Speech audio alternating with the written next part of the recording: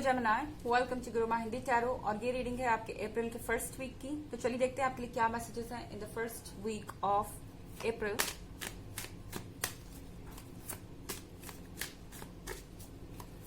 Messages for Gemini.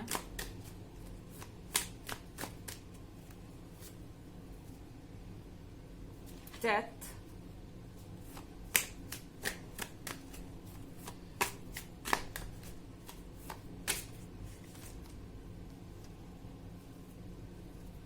Four of Graves in reverse,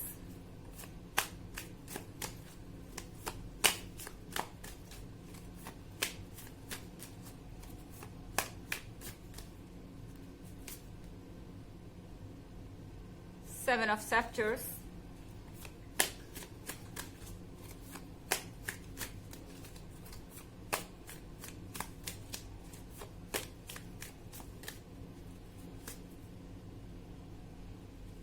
Seven of Grails, and Lord of Knives. Death का card है यहाँ पर। Gemini, कुछ and कर रहे हैं आप। I think four of grails reverse में है। आप उन चीजों को एंड करना चाहते हैं जो आपको लग रहा था कि आपकी स्ट्रेंथ, आपकी इमोशनल स्ट्रेंथ को लगातार ड्रेन कर रहे हैं या लगातार आपसे दूर कर रहे हैं, या आपकी एनर्जी को आपके अंदर से पुल कर रहे हैं एक तरीके से। क्योंकि फोर ऑफ ग्रेल्स के साथ आपको इस रिलेशनशिप में टायर्ड फील हो रहा था, शायद आप सफोकेटेड फील कर रहे थे, आपको घुटन महसूस हो रही थी, आपको लग रहा था कि ये पर्सन बहुत ज्यादा टॉक्सिक हो रहा है एंड कहीं ना कहीं इसे सिर्फ अपनी पड़ी है। इस रिलेशनशिप में ये पर्सन हर तरीके से अपने बारे में सोच रहा था, शायद वो आपके पर्सपेक्टिव को समझ नहीं पा रहे थे, आपकी परवाह नहीं थी उन्हें, और वो आपको टेकन फॉर ग्रांटेड ले रहे थे। एंड शायद आप इस रिलेशनशिप में बहुत पहले से इस तरह से ट्रीट किए जा रहे हैं। आपको पता था कि ये पर्सन आपका फायदा उठा रहा है, ये पर्सन सेल्फिश है, लेकिन शायद आपके अंदर उम्मीद थी कि ये कभी ना कभी सुधर जाएंगे। क्योंकि सेवन ऑफ ग्रेल्स के साथ आपको ऐसा लगता था कि आप अपने अच्छे बिहेवियर से, आप अपनी लॉयल्टी से, आप अपने प्यार से इस पर्सन के पर्सनैलिटी में चेंज ला देंगे। पर कहीं ना कहीं आपको ऐसा लगता है कि ये पॉसिबल नहीं है। अब शायद आप ये रियलाइज कर पा रहे हैं कि चाहे आप अपने आप को जितना सेक्रीफाइस कर दें, चाहे आप अपनी एनर्जी से इस पर्सन को जितना क्लीन करने की कोशिश करें, चाहे आप इस पर्सन को जितना प्यार दे लें, कहीं ना कहीं ये आपको इग्नोर कर रहे हैं। आपको टेकन फॉर ग्रांटेड लिया जा रहा है। उन्हें लग रहा है कि आपकी ये जो ताकत है दूसरों को प्यूरिफाई करने की या दूसरों को अपने ऊपर ट्रीट करने की, वो लिमिटलेस है। यानी कि वो आपके पेशेंस को टेस्ट करते जाएंगे, वो आपके लिमिट को टेस्ट करते जाएंगे। आप कहीं नहीं जाने वाले।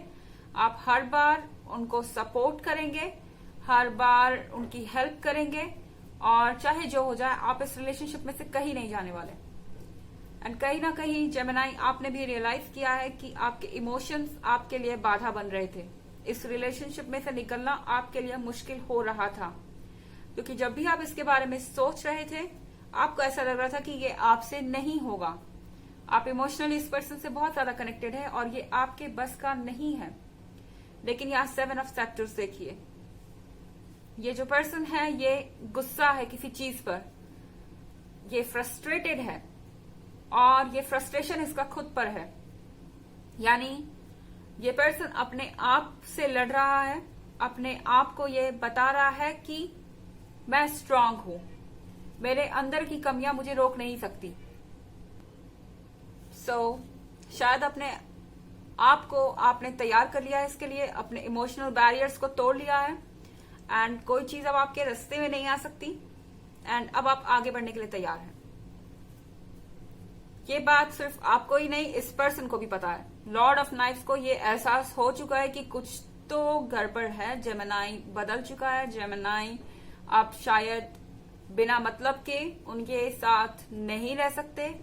टेकन फॉर ग्रांटेड उन्हें नहीं लिया जा सकता। वो जब चाहे अपनी मर्जी से इस रिलेशनशिप में आ नहीं सकते और जब चाहे जा नहीं सकते। ऐसा नहीं होगा कि जेमिनी हमेशा उनके लिए वेट करते रहेंगे अपने दरवाजे पे एंड उनकी मर्जी है, वो चाहे आए या ना आए। एंड ये रिलेशनशिप तो चलता रहेगा क्योंकि जेमिनी इमोशनली वीक है। जेमिनी जा नहीं सकते इस रिलेशनशिप से बाहर एंड उनका कुछ नहीं हो सकता। वो हमेशा उनके लिए अवेलेबल रहेंगे चाहे कोई रहे या ना रहे। ये चीज इस पर्सन को रेस्टलेस बना रही है। डेथ के कार्ड के साथ मुझे लगता है कि आप में से बहुत सारे लोग ऑलरेडी सेपरेट हो चुके हैं या सेपरेशन के बारे में सोच रहे हैं और ये जो एंड है ये शायद लॉर्ड ऑफ नाइफ्स को बर्दाश्त नहीं है क्योंकि अब उन्हें समझ में आ रहा है आपके जैसे सैक्रिफाइसिंग उन्हें दूसरा कोई नहीं मिलेगा। एंड एक तरीके से अब आप उनकी नीड बन चुके हैं। हर बार जिस तरह से आपने उन्हें सपोर्ट किया है, आपके सपोर्ट के बिना अब वो नहीं चल सकते। तो इसीलिए ये पर्सन बहुत ज्यादा परेशान हो सकता है। जब आप जाना चाहते हैं या सेपरेशन में है तो लगातार आपको कांटेक्ट करने की कोशिश कर सकते हैं ये, और लगातार आपको मैनिपुलेट करने की कोशिश कर सकते हैं कि आप इस रिलेशनशिप में दोबारा वापस आए। हालांकि एक जनरल रीडिंग है, ये सबसे रेजोनेट नहीं करेगी, एनर्जी रिवर्स भी हो सकती है अगर आप क्रॉस वॉचर हैं। इसके अलावा अगर आप पिछले वीक की रीडिंग देखना चाहें या ईयरली रीडिंग देखना चाहें तो दोनों का लिंक आपको डिस्क्रिप्शन बॉक्स में मिल जाएगा हमेशा की तरह। चलिए आगे बढ़ते हैं।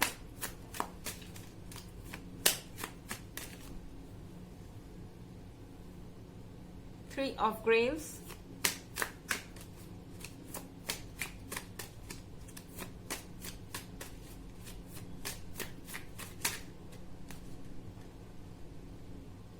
Three of Knives,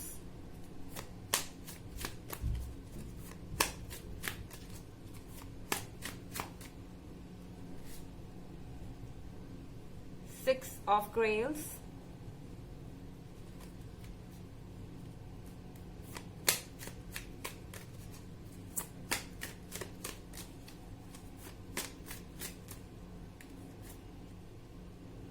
Eight of Grails,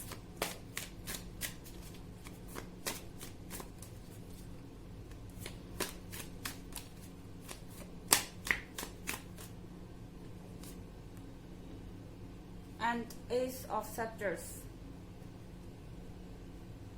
सो यहाँ पे थ्री ऑफ नाइफ्स है।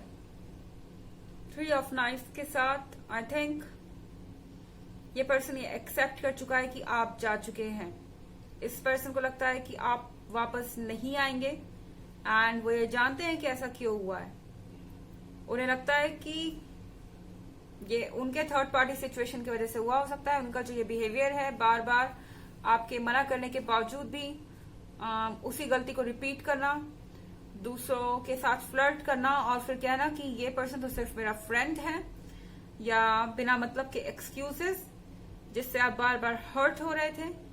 शायद वो आपकी अंडरस्टैंडिंग का फायदा उठा रहे थे, बट अब थ्री ऑफ नाइफ्स के साथ उन्हें पता है कि आप इस चीज को टॉलरेट नहीं करेंगे।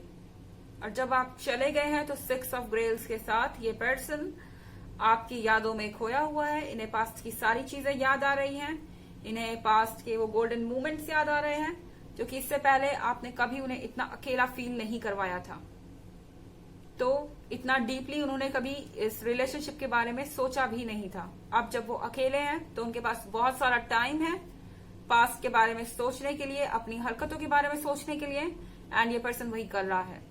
एट ऑफ ग्रेल्स के साथ आई थिंक ये पर्सन चाहता है कि आप उनकी मदद करें एक बार फिर उन्हें लगता है कि ये उनकी हैबिट है, ये चेन उनके हाथ में बंधी हुई है। उन्हें लगता है कि वो कंट्रोल नहीं कर सकते खुद को, आदत से मजबूर हैं, इसीलिए अपनी गलती बार बार रिपीट करते हैं।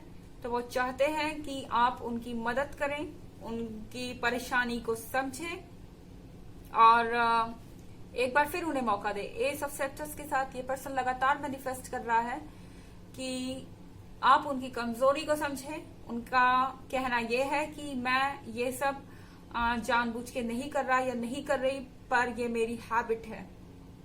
मैं आपके सिवाय किसी और को सीरियसली नहीं ले रहा हूं, पर ये मेरी हैबिट है, ये एक तरीके की बैड हैबिट है जिससे मुझे छुटकारा पाना है।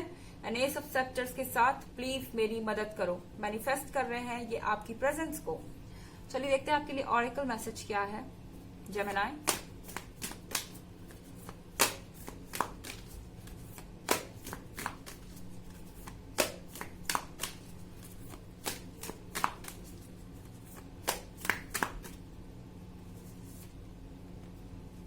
The crumbling. What are you clinging on to? आपको कहा जा रहा है कि आपको क्लिंग करने की जरूरत नहीं है, जबरदस्ती आपको किसी सिचुएशन में बने रहने की जरूरत नहीं है, किसी पर्सन से लगातार कांटेक्ट में रहने की जरूरत नहीं है, क्योंकि आप इमोशनली उस पर्सन से क्लोज फील करते हैं।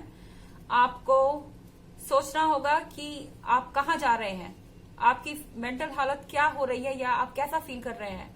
कभी कभी एक बार सेपरेशन में जो दर्द होता है वो आपके लिए ज्यादा इजी होता है झेलने से, बजाय उसमें रहने के। आप लगातार इस सिचुएशन में रहेंगे जेमिनी, अगर अपने लिए स्टैंड नहीं करेंगे। तो यही आपसे ऑरेकल कह रहा है कि अपना स्टैंड लीजिए।